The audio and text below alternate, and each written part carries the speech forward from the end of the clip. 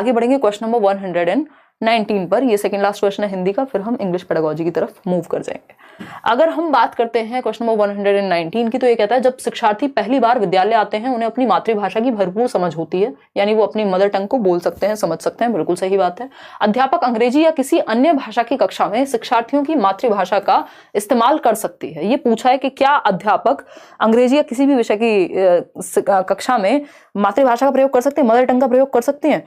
कर सकते हैं भाई। देखते हैं, अध्यापक कक्षा की सामान्य भाषा से पढ़ाना आरंभ करें और फिर शिक्षार्थी को अपनी भाषा का इस्तेमाल करने दें। सामान्य भाषा से अगर इस्तेमाल शुरू करेंगे तो बच्चे को पहले ही इंटरेस्ट नहीं बनेगा, जब आप उसकी भाषा में तो बात ही नहीं कर रहे हैं, मातृभाषा से पढ़ाइए। अध्यापक को सिर्फ अंग्रेजी या दूसरी भाषा का इस्तेमाल, ये तो अपने आप में खराब है, क्योंकि मल्टीलिंगुअल की बात हो रही है और अंग्रेजी और हिंदी नहीं, बच्चे की मातृभाषा जो भी होगी उसी से सीखना है उसको। फिर आता है अध्यापक बच्चों को उनकी इच्छानुसार भाषा का इस्तेमाल करने की अनुमति दे और वह स्वयं भी सामान्य भाषा बोल सकती है। ये बात तो सही है कि बच्चा जिस लैंग्वेज में सीखना चाहता है उसमें आप उसे सीखने की अनुमति दे रहे हैं। और दूसरा क्या कर रहे हैं, दूसरा यह है कि आप खुद भी क्या कर सकते हैं, इच्छानुसार भाषा का इस्तेमाल कर सकते हैं, उससे कोई नुकसान नहीं होगा बच्चे का।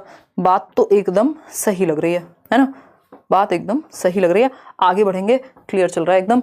देखिए, अगर हम बात करें सी ऑप्शन की, 70% लोग कह रहे हैं, यानी यहाँ पे सी लगा लीजिए या यहाँ बात है कि अध्यापक को वही भाषा बोलनी चाहिए जिसको शिक्षार्थी को पढ़ाना है, ऐसा कुछ नहीं है, तो सी ऑप्शन। आगे बढ़ेंगे क्वेश्चन नंबर 120, ये हिंदी का लास्ट क्वेश्चन है। जिनके लिए इंग्लिश जिन्होंने चूज नहीं किया है वो फिर सो सकते हैं।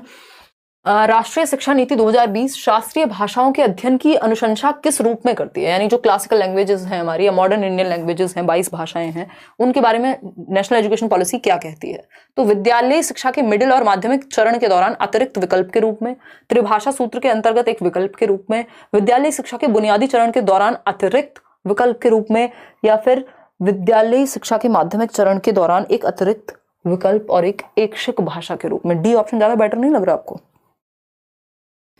डी या ए? देखो, त्रिभाषा सूत्र के अंतर्गत एक विकल्प के रूप में, तो इसमें तो बच्चे की भलाई की कहीं बात नहीं हुई। त्रिभाषा सूत्र के अकॉर्डिंग है, ये है वो है, इसमें क्या है, इसमें कोई डिटेल नहीं दी, ये बिल्कुल सीधा सीधा इन्होंने फैक्चुअल कह दिया। शाहिना परवीन, चलिए बहुत बढ़िया, आपसे अलग अलग जगह मिलने का मौका मिलेगा। विद्यालयी शिक्षा के बुनियादी चरण के दौरान अतिरिक्त विकल्प के रूप में, बुनियादी शिक्षा के दौरान नहीं, बुनियादी लेवल पे, प्राइमरी लेवल पे तो हम चाह रहे हैं कि बच्चा अपनी मदर टंग में सीखे। विद्यालयी शिक्षा के मिडिल और माध्यमिक चरण के दौरान अतिरिक्त विकल्प के रूप में, मिडिल और माध्यमिक हो सकता है, विद्यालय शिक्षा के माध्यमिक चरण के दौरान एक अतिरिक्त विकल्प और एक ऐच्छिक भाषा के रूप में। तो कोई ऐच्छिक बोलना बहुत जरूरी था, नहीं तो ए ऑप्शन भी सही था, क्योंकि जो उसका मन है वही तो डिजायरेबल लैंग्वेज वो चूज करेगा ना। तो 4 जो क्वेश्चन नंबर 4 है वो ऑप्शन सही है। अब हम चलेंगे इंग्लिश पे। ये जो पैसेज है ये हम कल करेंगे, जहां तक है पैसेज के लिए अलग से सेशन रखेंगे, बट अभी हम जाएंगे किस पे, डायरेक्ट क्वेश्चन पे। आई थिंक ये मैंने कहीं तो लिखा था कि इंग्लिश कहाँ से शुरू हो रही है। Page number 143। देखिएगा, यहां से हम अब 150th तक, यानी 15 क्वेश्चन है इंग्लिश के। होपफुली आपको आज के सेशन में मजा आया होगा, थोड़ा सा दिमाग पे जोर पड़ा होगा, सीरियसनेस आई होगी, और आप डिमोटिवेट नहीं होंगे कि भाई अब नहीं बन रहा या नहीं हो रहा। तो क्यों नहीं होगा अगर आप थोड़ा सा मेहनत कर लेंगे, क्योंकि इसमें कोई नेगेटिव मार्किंग नहीं है पेपर में, अंडरस्टैंडिंग बेस्ड क्वेश्चंस हैं। अगर मैं बात करूं आपकी, जैसे हमने आज जो किया है, सीडीपी की बात कर लेते हैं। अगर आप सीडीपी ठीक से पढ़ लिया, आपने मैराथन भी ठीक से देख लिया, 30 नंबर सीडीपी के हो गए। हिंदी के 15 नंबर आपके, इवन 30 ही मानिए, क्योंकि पैसेज में भी कोई किसी को ऐसा नहीं कि कोई पहले से रट के चला जाएगा, है ना, थोड़ी बहुत प्रैक्टिस आप कर सकते हैं। 15 नंबर इंग्लिश के, 15 नंबर, ठीक। ईवीएस पूरे 30 मार्क्स हैं, जिसमें से 20 आप ला सकते हैं, जिसमें भी 15 नंबर पेडागोजी के ही हैं। मैथ्स में चलो 15 नंबर मान लेते हैं, बहुत ही कमजोर हुए आप तब भी, ठीक। कितने नंबर बन रहे हैं अभी तक, ये देखो, 30 और 20, 50 और 30, 80, 95 नंबर। 95 नंबर ऐसे हैं जो आप बहुत ही आसानी से लेके आ पा रहे हैं।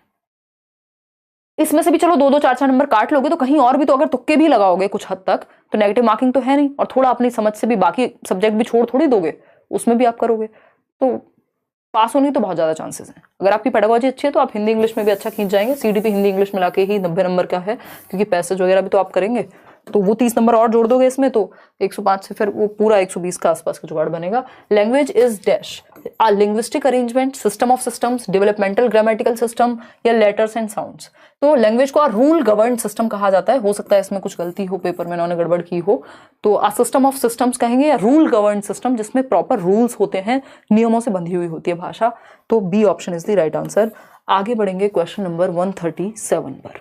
जीवा reads a text book, reads a text looking for some specific information. ये हर बार आता है, स्पेसिफिक इन्फॉर्मेशन ढूंढना। क्या कह रहा है, मान लीजिए डिक्शनरी है, आपको एक पर्टिकुलर वर्ड का मीनिंग ढूंढ रहे हैं, है ना। डिक्शनरी में आप क्या ढूंढ रहे हैं, आप एक वर्ड ढूंढ रहे हैं डेट्रीमेंटल का मीनिंग, यानी आप प्रॉपर डी वाले ऑप्शन में जाएंगे मगर पुराने टाइम की डिक्शनरी है तो, और उसमें फिर डेट्रीमेंटल ढूंढेंगे। स्पेसिफिक है ये, कैट का मतलब ढूंढ रहे हैं तो स्पेसिफिक है।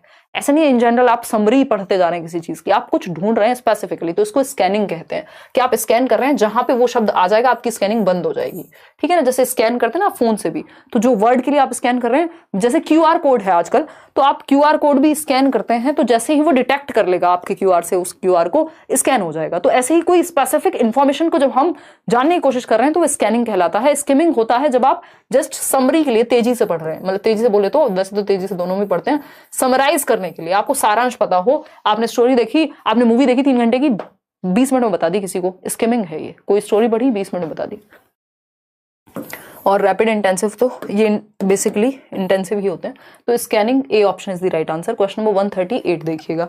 138 क्या कहता है, moving from meaning to form in grammar. आप मीनिंग से ग्रामर के तरफ जा रहे हैं, यानी अर्थ में सीख रहे हैं आप, है ना, अर्थ से स्टोरी पे जा रहे हैं। देखिएगा एक बार, moving from meaning to form in grammar, learner use the grammatical item with understanding and discover the rules later. यानी संदर्भ में, कॉन्टेक्स्ट में सीख रहे हैं आप। बात बिल्कुल सही है कि आप मीनिंग से, अर्थ से रूल्स सीख रहे हैं, पहले रूल्स नहीं सीख रहे हैं। अगर रूल्स सीख रहे होते तो वो डिडक्टिव मेथड हो जाता, ठीक है ना। तो अभी आप कॉन्टेक्स्ट में सीख रहे हैं। कंटिन्यू लाइव क्लास ले रहा हूँ, टारगेट कह रहे हैं। बहुत बढ़िया, जितने भी लोगों ने शुरुआत से आज 8:30 बजे से जो लोग जुड़े हुए हैं। अब मैं सोने जा रही हूँ। हाँ बिल्कुल सो जाओ, लेट्स डू एफर्ट्स। बहुत बढ़िया, आप लोगों ने मेहनत की। सुबह 6 बजे जागना है, फिर भी जगी नहीं। आप कमाल कर दे यार, आप जैसे लोग, बहुत ही बढ़िया। देखिए, learners are made to learn the rules first. नहीं, वो फिर रूल्स फर्स्ट, रूल्स नहीं, रूल्स तो बाद में आए ना, पहले मीनिंग क्रिएट कर रहा है, अर्थ, यानी कॉन्टेक्स्ट में, संदर्भ में भाषा सीखी जा रही है, उसके बाद रूल्स बाद में सीखे जा रहे हैं। तो ए ही ऑप्शन सही है। देखिएगा क्वेश्चन नंबर 139, ये क्या कहता है, which of the following could you place as the most suitable assessment task for learners ability to develop speaking. यानी कम्युनिकेशन स्किल अगर आपको बच्चों में डेवलप करनी है तो कौन सा एक टास्क है जो सबसे ज्यादा क्या है, सूटेबल है, बताइएगा। सबसे ज्यादा सूटेबल टास्क कौन सा होगा अगर आपको कम्युनिकेशन डेवलप करनी है, बताइए। फटाफट से बताइए और फिर हम आगे बढ़ेंगे। फटाफट से बताइए, आंसर कीजिए, आगे बढ़ेंगे। देखिएगा कौन है ये व्यक्ति। नेट खत्म हो गया, ओ आई कैन अंडरस्टैंड। 6 मिनट की बात है, फिर नेट आ जाएगा, लेकिन हम इतनी देर में सेशन ही समाप्त कर देंगे। चलिए देखिएगा, अगर हम बात करें कम्युनिकेशन स्किल्स डेवलप करने के लिए सबसे अच्छा तरीका कौन सा है, कम्युनिकेशन स्किल्स के आकलन के लिए कौन सा तरीका अच्छा है।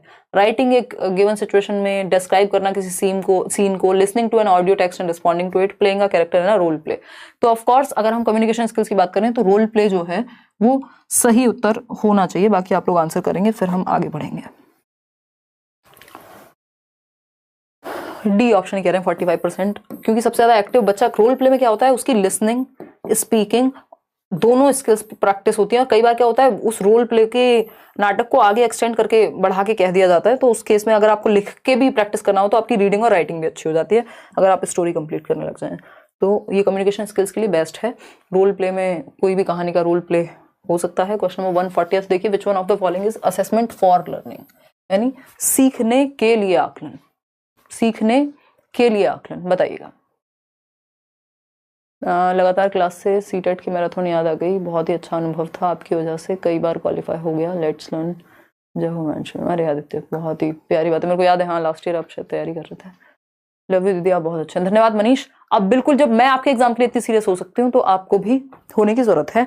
जस्ट 1 महीने की बात है, और ये ऐसा एग्जाम है जो आराम से निकल जाएगा 1 महीने में, ठीक। नेशनल एजुकेशन पॉलिसी वाला वीडियो देख लो, और भी बहुत सारे मैराथन है या जो आने वाले सेशन हैं उतना देख लो, और प्रीवियस ईयर साथ में थोड़ा सा खुद से भी अटेम्प्ट करो 2-2 पेपर, ताकि आपको खुद भी आदत हो कि कोई अगर ना समझाए पेपर में तो आपको खुद से, वैसे तो लोगों के दिमाग में आवाजें आती हैं पेपर सॉल्व करते हुए, बट स्टिल देखिएगा। क्वेश्चन नंबर कितना है 140th, हमारा भी नाम ले लो, पूनम ठाकुर नाम ले लिया आपका। चलिए देखते हैं, अगर हम बात करते हैं कि कौन सा एक असेसमेंट फॉर लर्निंग के लिए सही है। तुम आज, अच्छा तुम तो यहीं रुकोगी ना, ठीक है फिर ठीक है। Assessment for learning, assessment designed bye organisations at the regional level. देखो निशा कितनी मेहनत कर रही है आप लोग के लिए, यहीं रुकेगी। हम इसको मूवी दिखाएंगे लेकिन मेहनत के नाम पे। तुम कौन सी मूवी देख रही थी उस दिन? मुझे भी देखनी है, पूरी देख ली थी वो? पूरी तो नहीं देख पाऊंगी 2.5-3 घंटे की। चलो कोई बात नहीं, मैं थोड़ी अपनी, मेरी एक सीरीज चल रही है वही देख के, वैम्पायर डायरीज थोड़ा सा देख के सो जाऊंगी। Assessment for learning, assessment designed by organisations at the regional level to monitor students progress at the end. नहीं एंड नहीं भैया, अब तो ड्यूरिंग चाहिए हमें असेसमेंट। एट द एंड नहीं। Monitor and improve students progress during the teaching learning process, best है भाई। ड्यूरिंग टीचिंग लर्निंग प्रोसेस ही असेसमेंट होनी चाहिए, ऐसा नहीं है कि बाद में सर्वे होगा और तब असेसमेंट होगा। आगे बढ़ेंगे क्वेश्चन नंबर